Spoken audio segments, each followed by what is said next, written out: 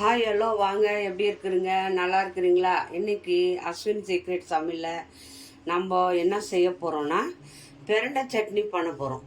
பிரண்டை பாருங்கள், இப்படி தான் இருக்கும். இது எல்லா கடையிலையும் கிடைக்கும். கடைகளில் வந்து தரக்காரி விற்கிற காய் கடையில எல்லாம் கிடைக்கும். அட்லீஸ்ட் நம்ம வில்லேஜாக இருந்தால் ஊர்லெல்லாம் நிலத்துல அங்கங்கே கொடி கொடியாக பறக்கும் இது. ஆனால் இது மருத்துவ குணம் ரொம்ப நல்லது, உடம்புக்கு ஆரோக்கியமானது. இதை வந்து எப்படி க்ளீன் பண்ணுறது பாருங்கள். இந்த மாதிரி எடுத்துக்கோங்க. இதில் நார் வரும். இப்படி இந்த நாரை வந்து நீங்கள் கை வச்சிங்கன்னா நமிக்கோ, கையெல்லாம் எண்ணெய் தடைக்கோ. இந்த மாதிரி எடுத்துக்கணும். இந்த இப்படி பண்ணுங்கன்னா இதில் நார் வரும். அந்த நாரை இப்படி எடுத்துடுங்க. இந்த மாதிரி நாரை க்ளீன் பண்ணும். அப்போ தான் வந்து இது வந்து ஒரு மாதிரி நம்பிக்காத இருக்கும். சட்னியும் அவ்வளோ ஆரோக்கியமானதுங்க. நல்லா பசி எடுக்காத, ஜீரண சக்தி ஆகாத இருக்கிறவங்களுக்கு அப்புறமா நல்லா வந்து மூளை வலி இருக்குது இல்லைங்களா? நிறைய பேருக்கு பாத்ரூம் போகிற இடத்துல பிளட்டு வர்றது, மூளை மாதிரி ஆகிடுறது, வலி வர்றது, அதுக்கெல்லாமே இது வந்து ஒரு உதாரணம். இந்த சட்னி டெய்லி நீங்கள் ஒரு சட்னி மாதிரி பண்ணி ஒரு டப்பாவில் போட்டு ஃப்ரிட்ஜில் வச்சுக்கோங்க. கெட்டியாக வச்சுட்டு கொஞ்சம் கொஞ்சம் டெய்லி சாப்பிடும்போது ஒரு ஸ்பூன் போட்டு நீங்கள் சாப்பிடும்போது இது வந்து உங்களுக்கு வந்து ரொம்ப ஆரோக்கியமானது. ஏன்னா நல்லா பசி எடுக்கும், நல்ல ஜீரண சக்தியாகவும், நல்ல சுகருக்கும் நல்லாயிருக்கும். அப்புறம் மூலத்துக்கு ரொம்ப ஆரோக்கியமானது இது. இது பாருங்கள், இதுடைய மருத்துவ குணம் தெரியாத சில பேர் சாப்பிட மாட்டாங்க. நீங்கள் அப்பப்போ இந்த மாதிரி நார் எடுத்துடணும்.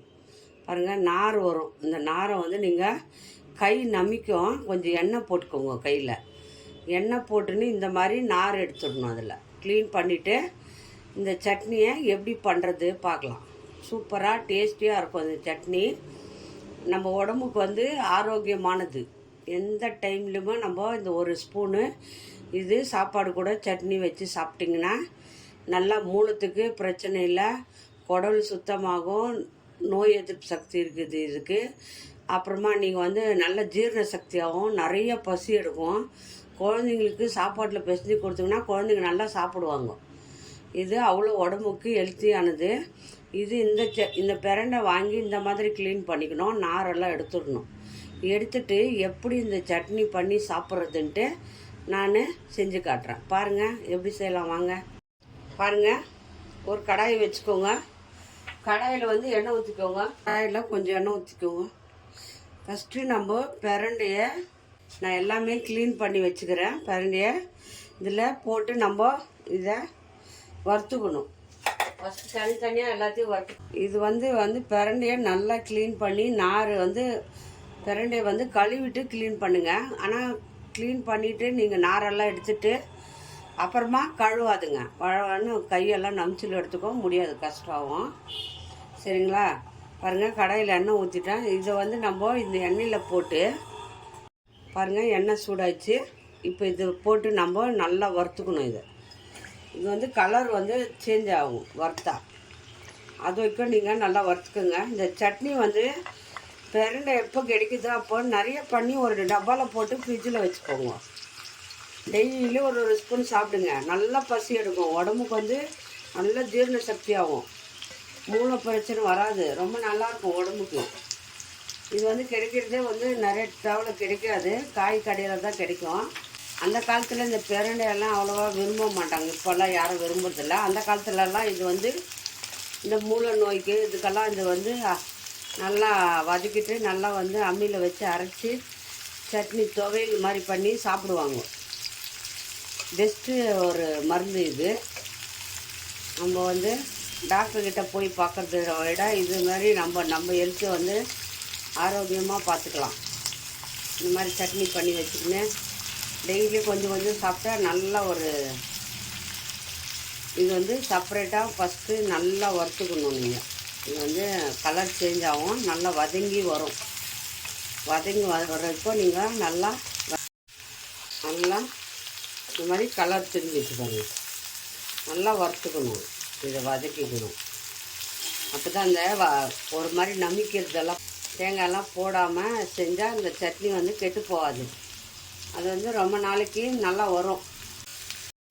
பாருங்கள், இப்போ நல்லா வதங்கிடுச்சு. இப்போ எடுத்துக்கலாம். ஒரு தட்டில் வந்து இந்த கரண்டியை எடுத்துக்கலாம். இதில் நான் வந்து கடலைப்பருப்பு வந்து ஒரு 1/4 கப்பு எடுத்துக்கிறேன் பாருங்கள். ஏன்னா இதுதான் சட்னி டேஸ்ட் கொடுக்கும். அதுக்காக நீங்கள் கொஞ்சம் ஒரு 2, 3, 4 ஸ்பூன் போட்டுக்கோங்க. கடலைப்பருப்பை போட்டுருங்க. இப்போது கடலைப்பருப்பு போட்டாச்சு பாருங்கள். கொஞ்சம் வறுந்த பிறகு நம்ம உளுந்தம்பருப்பு போடணும் பாருங்கள். அதே எந்த அளவுக்கு கடலைப்பருப்பு எடுத்துக்கலாம் அதே அளவுக்கு உளுந்தம்பருப்பு போட்டுக்கலாம். ஏன்னா கடலைப்பருப்பு போட்டதுமே உளுந்தம்பருப்பு போட்டால் கடலைப்பருப்பு சரியாக வறுக்காது. கடலைப்பருப்பு ஃபஸ்ட்டு போட்டுட்டு ஒரு 2 நிமிஷம் விட்டு உளுந்தம்பருப்பு போட்டிங்கன்னா அது கரெக்டாக லெவலாக வந்து பாருங்கள். காஞ்ச மிளகா எவ்வளோ காரம் வேணுமோ இதுக்கு புளி போடணும். அந்த புளி எவ்வளோ எடுக்கிறோமோ அந்த காரத்துக்கு எடுத்துக்கோங்க. நீங்கள் வந்து அந்த பெரணை எவ்வளோ எடுக்கிறீங்க அந்த அளவுக்கு காரம் புளி எடுக்கக்கூடாது. இந்த காரம் எவ்வளோ புளிப்பு கொடுக்கணுமோ அவ்வளோ புளிப்பு எடுத்துக்கணும். இதிலே போட்டுக்கோங்க பாருங்கள். உளுந்தம்பருப்பு கடலைப்பருப்பு இந்த மாதிரி தனித்தனியாக வறுத்து நம்ம சட்னி அரைக்கும்போது தனித்தனியாக வறுத்து எடுக்கும்போது இது வந்து அப்போ தான் நல்லா கெட்டு போகாது. ஒரு மாதம் ஒரு வாரம் வச்சு கூட நம்ம இந்த சட்னி சாப்பிட்லாம். எல்லாம் ஒன்றா போட்டு வறுத்துங்கன்னா சீக்கிரமாக கெட்டு போயிடும். அதனால் பருப்பு தனியாக வறுத்துக்கோங்க.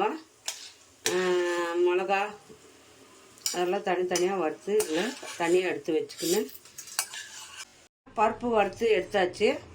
இப்போ சின்ன வெங்காயத்தை இதில் போட்டுக்கோங்க. சின்ன வெங்காயத்தை போட்டு நல்லா வறுத்துக்கணும். தனியாக எண்ணெயிலே வதங்கி வரணும். சின்ன வெங்காயம் வதங்கின பிறகு புளி நம்ம காரத்துக்கு எவ்வளோ புளி எடுக்கணுமோ, இது வந்து கருப்பு புளி ரொம்ப புளிக்கும். அதனால் நான் பாருங்கள் புளி இவ்வளோ எடுத்துருக்குறேன். அதனால் காரம் கரெக்டாக எடுத்துருக்குறேன். காஞ்சி மிளகா அந்த மாதிரி எவ்வளோ புளி எடுக்கிறீங்களோ அந்த அளவுக்கு நீங்கள் காரம் எடுத்துக்கணும். ஜாஸ்தி புளிப்பு போடக்கூடாது, ஜாஸ்தி காரமாகவும் ஆகக்கூடாது. பாருங்கள், நான் நெல்லிக்காய் சைஸில் எடுத்துருக்குறேன். இந்த வெங்காயம் வதங்கணும். நம்ம புளியும் போட்டு இதில் நல்லா வதக்கிடணும். அவ்வளோதான் பாருங்கள். சிம்பிளாக பண்ணலாம். இதில் தேங்காயெல்லாம் போட வேண்டாம். ஏன்னா அப்போவே யூஸ் பண்ணுறதா இருந்தால் நீங்கள் தேங்காய் போட்டுக்கலாம். நம்ம சட்னி இன்றைக்கி எல்லாருமே சாப்பிட்டு காலி பண்ணணும் அப்படின்னு இருந்தால் கண்டிப்பாக நீங்கள் வந்து தேங்காய் போட்டுக்கலாம், தக்காளி போட்டுக்கலாம். அப்போவே சாப்பிட்டு அன்றைக்கே காலி பண்ணுறதா இருந்தால். இது வந்து ஃப்ரிட்ஜில் வச்சு நான் ஸ்டாக் வச்சு டெய்லி கொஞ்சம் கொஞ்சம் சாப்பிட போகிறேன் அப்படின்றவங்க இந்த மாதிரி சட்னி பண்ணி புளியும் போட்டுறேன். இதில் புளியும் போட்டு நல்லா வதக்கிடுங்க. இந்த வெங்காயமும் வதங்கி வரணும், புளியும் வதங்கி வரணும். வெங்காயம் வதங்கி வருது. கருவேப்பிலை போட்டுக்கலாம். கருவேப்பிலை போட்டிங்கன்னா நல்லா வாசனையாக இருக்கும். சட்னி நல்லா வாசனையாக இருக்கும் சாப்பிட்றதுக்கு. ஒரு புடி கருவேப்பிலை போட்டுக்கோங்க. ஒரு புடி போட்டுக்கோங்க. அப்போது ரொம்ப நல்லா டேஸ்டியாக இருக்கும் சட்னி. பாருங்க, நான் ஒரு புடி போட்டு இருக்கிறேன் கருவேப்பிலை. இந்த எண்ணெயிலே வதக்குங்க. அதையும் நீங்கள் டெய்லி அப்போவே யூஸ் பண்ணி சாப்பிட்றதா இருந்தால் நீங்கள் எல்லாம் போட்டுக்கலாம். கொத்தமல்லி போட்டுக்கலாம், தேங்காய் போட்டுக்கலாம், தக்காளி போட்டுக்கலாம். எல்லாம் போட்டு வதக்கி அரைச்சிங்கன்னா இட்லி, தோசை எல்லாத்துக்குமே சூப்பராக இருக்கும், டேஸ்டியாக. கரண்டியாக இதில் போட்டுருங்க. இப்போ பருப்பெல்லாம் வறுத்து வச்சோம் இல்லையா, அதே போட்டுக்கோங்க. பருப்பு வதக்கி வச்சுதை போட்டுக்கோங்க. நல்லா ஆற வச்சுருங்க. இதை நல்லா ஆற வச்சு நம்ம மிக்ஸி ஜாரில் போட்டு அரைச்சி எடுத்துகிட்டு ஒரு வாட்டி தாளிச்சுக்கோங்க. அவ்வளோ இருக்குது இதில். கஷ்டப்பட்டு நீங்கள் செஞ்சு சாப்பிட்டா தான் இது பலன்னு தெரியும். ஆற வச்சு நான் சட்னி அரைச்சிட்டு காட்டுறேன். பாருங்கள், சட்னி அரைச்சிட்டு வந்துட்டோம்.